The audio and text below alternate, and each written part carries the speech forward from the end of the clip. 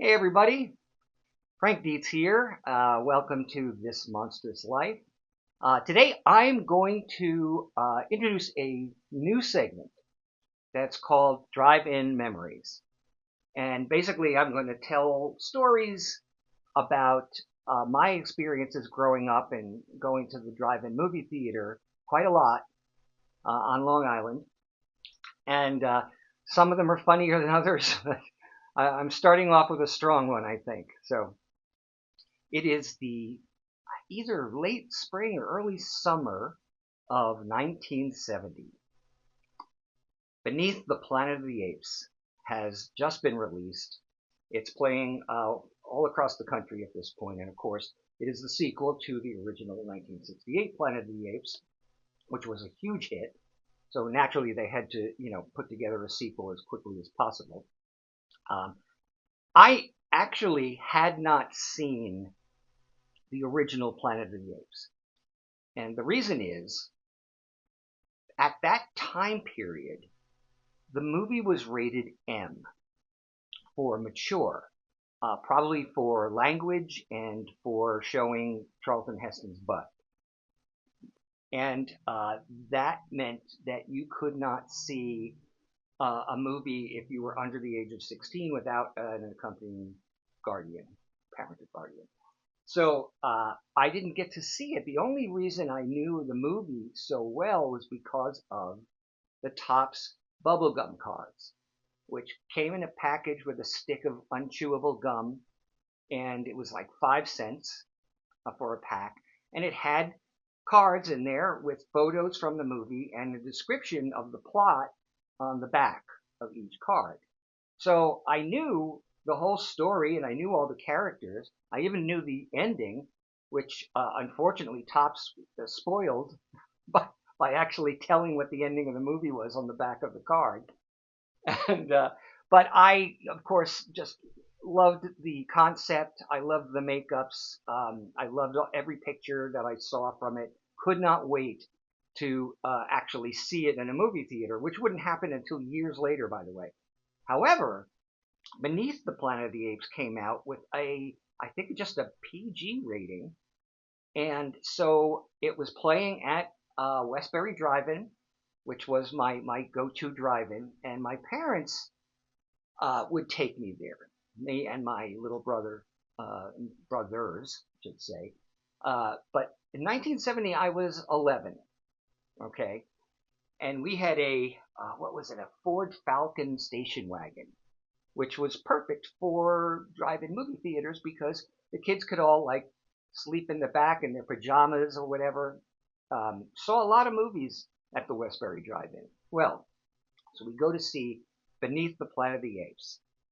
Uh, by the way, a movie that I know some people don't care for, but I happen to love it. To me, it's the second best next to the original movie. I'll talk more about Beneath the Planet of the Apes on another segment. I just want to get to the story now. All right, so we go to the drive-in. We get the food from the crappy concession stand. We are watching the movie. I'm drinking a big ass Coca-Cola, right? And paying attention to the movie for the most part, I think.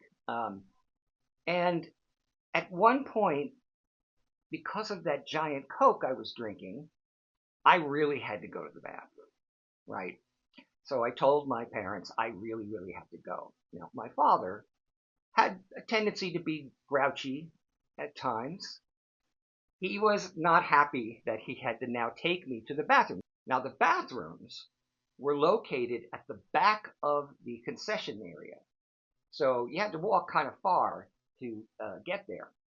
But he did it begrudgingly, uh, took me back there, told me to hurry up, and I went into the bathroom and did what I had to do.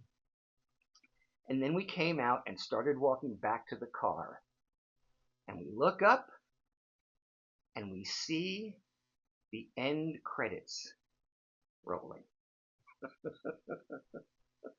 The movie had ended while I was in the bathroom. My father blew a gasket. He was like, "What? What happened? What happened? What happened at the end of the movie? What? The movie's over." The movie's over. He's so mad. We get back to the car. He's still grumbling. He's just like, he says to my mom, so what happened at the end of the movie? And my poor mother was just like, I don't know. I was looking down. I didn't notice what happened. I don't know. Well, that was a long, grumbly drive home that night from the Westbury Drive-In. I actually don't know if he ever saw the end of Beneath the Planet of the Apes. I saw it just maybe 2 weeks later at my local regular movie theater, like matinee show. And when I saw that ending, I was like, "Wow, that's an ending for you." But my dad missed out. Anyway, that's the story. And I would love to hear from you guys if you have a really good drive-in movie theater experience story. It doesn't matter if it's a horror movie or not. This is more about, or a science fiction movie. This is more about the experience of actually going to a drive-in, something that I still love. And actually, to show you how much I loved going to the drive-in and what an impact it had on me as a kid, I could show you this. This is an actual speaker from an old drive-in movie theater. Now, this was something that you would, before you could play the soundtrack or the audio of the movie through your radio, you had to use this, right? It had a wire, and you would clip this basically on the window to the driver's side of the car. And it had a little button here for volume. And the sound that came out of this was awful. It was tinny. It buzzed sometimes. But of course, those are part of the memory that I still enjoy. So I actually have two of these. And maybe one day I'll figure out a way to get them to actually work. Just to relive that moment. And of course, I'll have to have a great big giant Coca-Cola along with it, and hopefully be close enough to a restroom. And so, once again, if you have a great story about a drive-in experience, and not the kind where the windows get all fogged up and it's just you and another person, and you know what I'm talking about, let me know. I might even let you tell it on here, or I can tell it for you.